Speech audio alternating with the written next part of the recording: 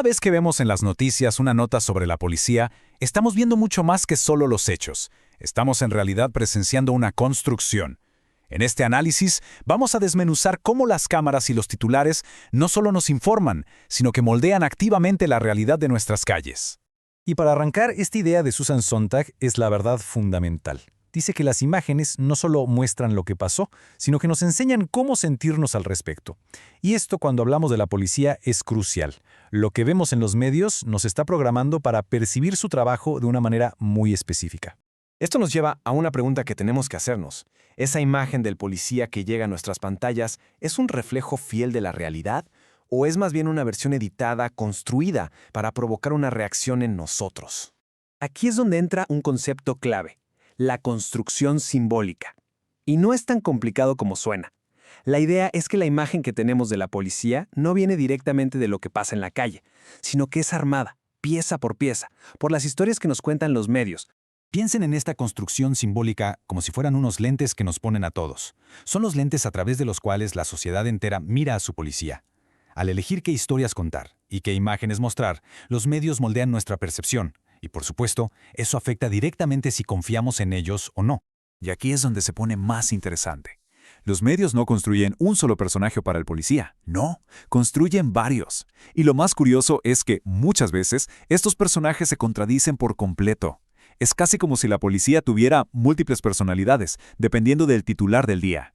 Por un lado, tenemos la cara del héroe, el oficial que triunfa en operativos peligrosos, el protector infalible que todos quisiéramos que existiera. Pero de repente, ¡pum!, la narrativa da un giro de 180 grados. El policía ya no es invencible, ahora es la víctima vulnerable, el que cayó en cumplimiento de su deber.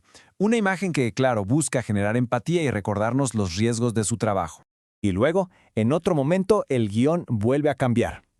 Ahora el oficial es presentado como el corrupto, el que está en complicidad con los mismos criminales que debería estar persiguiendo.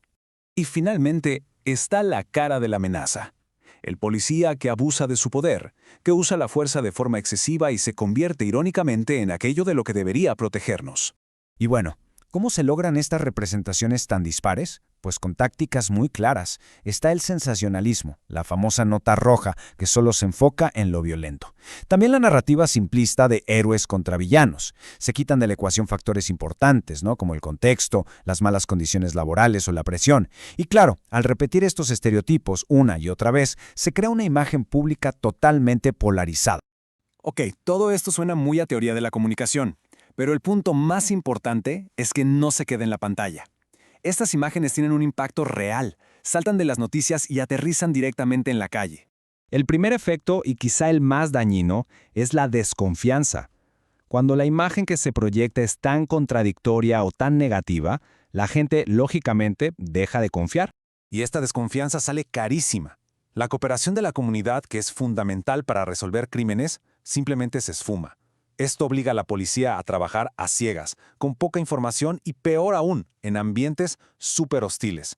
Esto hace su trabajo no solo más difícil, sino mucho más peligroso para todos. Pero a ver, ¿qué pasa del otro lado? El impacto no es solo hacia afuera. Todo este escrutinio mediático, esta presión constante, también les pasa una factura altísima a los propios oficiales. Esto se traduce en consecuencias psicológicas muy serias.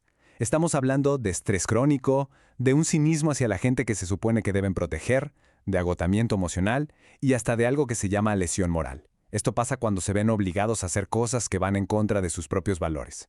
Y al final, todo esto afecta su salud mental y, por supuesto, su desempeño. Entonces, si juntamos todas las piezas, nos damos cuenta de que esto no es una simple línea de causa y efecto. Es un círculo vicioso, una espiral que se alimenta a sí misma y de la que es muy, muy difícil salir. A ver, veamos cómo funciona este ciclo paso a paso. Primero, los medios sacan una nota negativa. Esto aumenta la desconfianza de la gente. Esa desconfianza y hostilidad elevan el estrés de los oficiales. Bajo estrés es más probable que reaccionen a la defensiva o de forma agresiva. Esa reacción puede generar un nuevo incidente negativo, que los medios, por supuesto, van a cubrir. Y así, la rueda vuelve a girar. La pregunta es obvia. ¿Ante este panorama se puede romper este ciclo? La buena noticia es que sí.